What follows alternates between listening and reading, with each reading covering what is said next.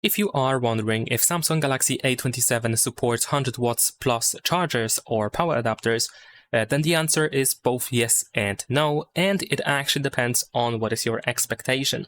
So if you already have a power adapter that has 100 watts or more, and if you are wondering if you can use it to charge Samsung Galaxy A27, then the answer is yes. You can use that charger, it is going to work, and there should not be any problem with charging with a power adapter that has 100, 120, or 125 watts or more.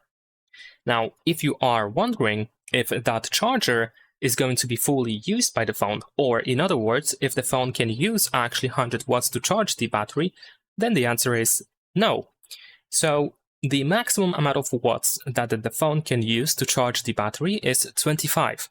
So if you already have a power adapter that has 25 watts or more, and now you consider purchasing another power adapter that has 100 watts or more, then in that case it is pointless simply because it won't increase the charging speed. It won't be any better than the power adapter that you already have. So if you expect the 100 watts power adapter to be better than a power adapter that has 25 watts, then unfortunately that will not be the case.